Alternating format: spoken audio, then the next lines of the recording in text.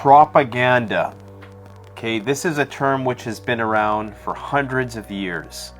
Suddenly, it's been replaced by the term fake news. Now, I'm going to talk a bit today about why I think this is a dumbass word, which is just another indication of the progressive dumbing down of our society through the language that we use. Now, the term propaganda, I have a definition of it here. It's information of a bias or misleading nature that is used to promote or publicize a particular point of view. So that very sophisticated and distinguished definition of deceptive media has now been replaced with fake news.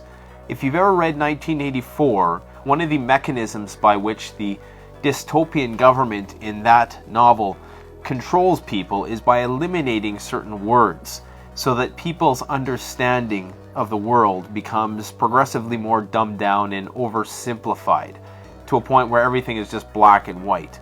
And nothing could be more representative of that than this whole fake news lunacy and everybody using this term. Now, it's a well-known fact that if you can control language, you can control thought, because we sub-vocalize with words.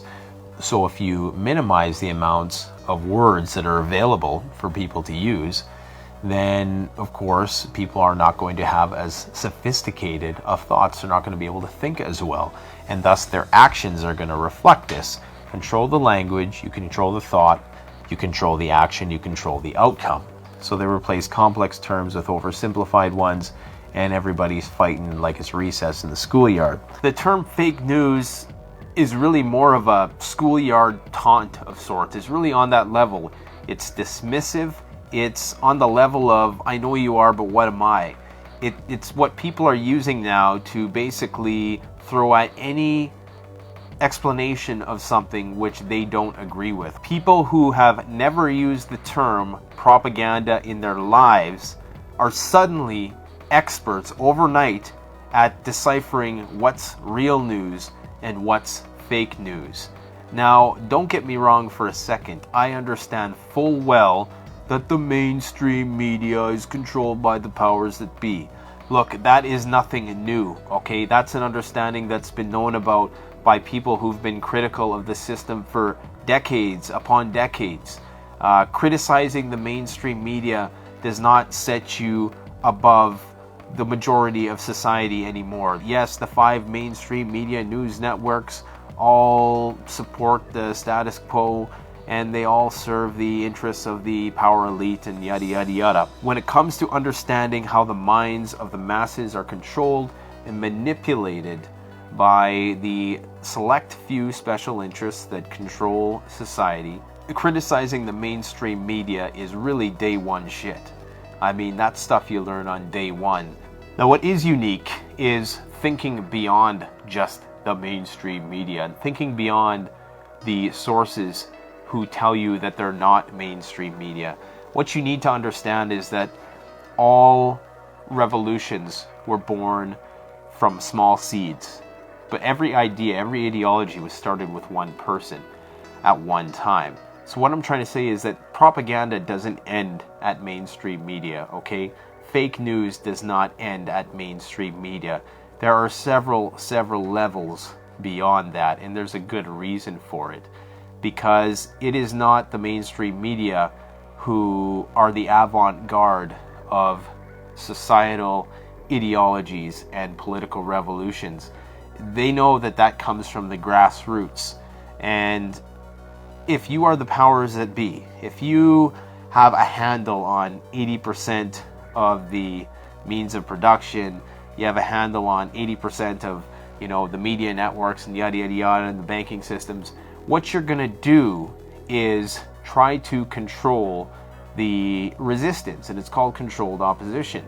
And what you want to do is position yourself in such a way so that if you know that there is austerity on the horizon, and if you know that there is going to be lots of upset people in the future and that there's going to be some sort of movement, if you know that there's going to be tough times ahead, you can pretty much set your watch to the fact that people are going to be upset about it. They're going to be protesting in the streets. So what you want to do is position yourself in such a way that you can spearhead or lead that revolution, and therefore you get to control how close that revolution actually encroaches on your power block. So what I'm saying then is that a lot of alternative media is put there by the powers that be to criticize themselves, because real alternative media, should that ever manifest, that could spiral out of control real quick. Whereas at least this way, they realize that they're going to have to take a hit. The chickens are coming home to roost. Down the line, they're probably going to have to take a hit when the bubble bursts. They realize that. But in their mind, it's better that they can control how far it is allowed to go. This is not rocket science. It's not even a complex chess move. But you see, that's what a lot of people think this is. A lot of people who have absolutely no understanding of social engineering can fathom how the people who are in positions of power right now have the capability to think a few steps ahead. And that really, it's not hard to think a few steps ahead of the masses when people are throwing around terms like fake news, when that's the language that we speak to one another. And we're playing checkers. Meanwhile, the people who run the show are playing a game of chess, and they're damn good at it.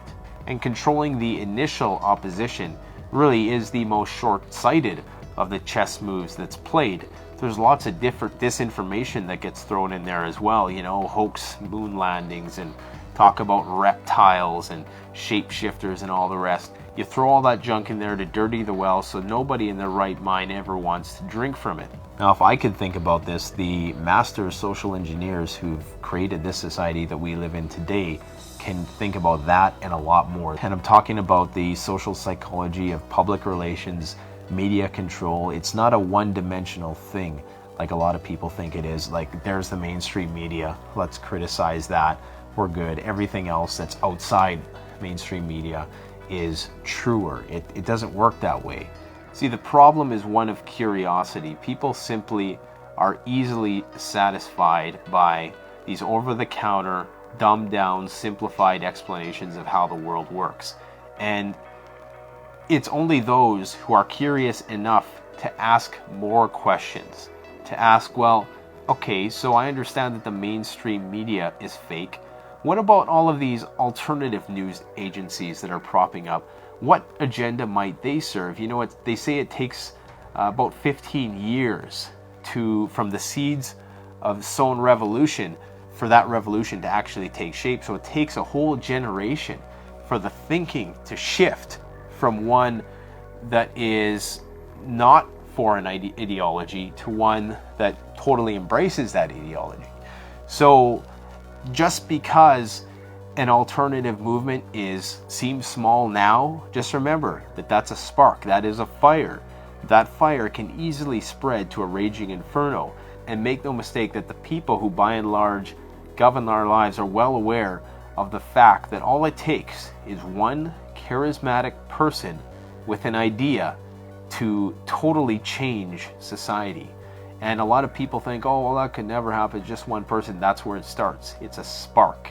That's why you have the CIA involved, in all of these different groups and all these radical organizations, because they realize that, yes, while they might be small, while they might be insignificant right now, that these seeds are being sown. Like I've said before in the last video, if the media sources or independent news sources that you are going to for information continuously work to just support their own nonsense, support their own ideas, and never try to give you a balanced perspective on things, and never try to argue from the perspective of the other or empathize from the perspective of the other, then they're probably just trying to sell you something, or they're probably a part of what I'm talking about. They're probably controlled opposition. So you need to understand that there is a market for truth, because like I said, most people's curiosity ends with somebody telling them what is true and what isn't true. That isn't true, so I must be true. That's where most people's curiosity ends. The mainstream media is wrong. My alternative viewpoint is right. Most people aren't willing to keep on criticizing those who are criticizing others. You see what I'm saying? Most people aren't criticizing the alternative media, or at least not the alternative media that they agree with. You need to understand, like any industry, these truth markets want to grow. Take for instance InfoWars. There was a time when Alex Jones was a bona fide rebel and a man of the people. And this guy was telling the truth pretty much about everything he's seen, well, for the most part anyways. But now it's become so diluted because what he's tried to do, he's got caught up in this whole truth market where he's trying to grow his business. And I mean, that's just the nature of capitalism, I guess, is you want to keep growing and expanding. I get that. But that's how the truth gets diluted. You're probably not going to find truth on the internet because you need to understand that the internet too is very controlled. Lots of people have this fanciful idea that the internet is free. Well, the internet was invented by the United States military, and don't think that they would have just given this tool to the masses that they felt could be used to somehow dethrone them. Of course they're going to have a handle on it. Sure enough, within 5 years of the internet becoming mainstream, this company called Google comes out and everybody's using one search engine. Think about that. And now you have, while you have 5 mainstream media news networks, you have your YouTube, what do you have? Skype, you have Twitter, you have Snapchat. You have a very small amount of consolidated social mediums by which people communicate, and by which all communication is essentially controlled.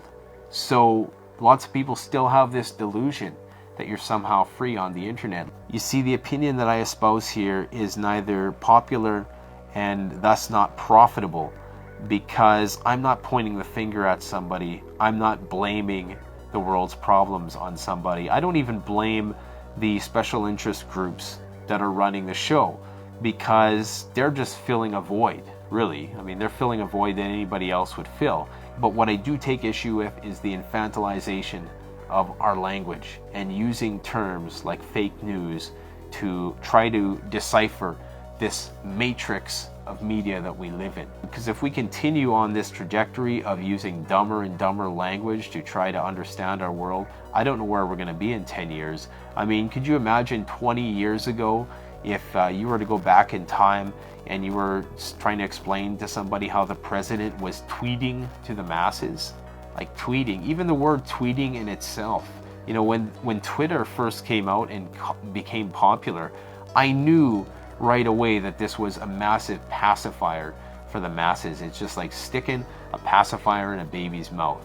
And now you got everybody tweeting. Grown men tweeting. Grown men are watching movies like The Avengers and these superhero movies, that are made for children, but now they're being made for adults. This is how they control the masses. It's not just through mainstream media. That's like a day one criticism. And see, that's the genius of the mechanism of control that we're under. It's that if you can dumb down the language, you can basically neuter people's ability to hear the truth from people like myself. And I don't want to claim that I have the truth, but I mean hear a person who is seeking the truth, to hear an honest seeker of truth. You basically neuter their ability to receive that information. So there might be an honest seeker of truth right in front of them, and they can write that person off as fake news. So if you've just discovered that mainstream media is not there to serve your interests, congratulations on getting to level 1. But guess what? That's just the first level. There are many more levels after that. Thanks for watching. Canadian Prepper out.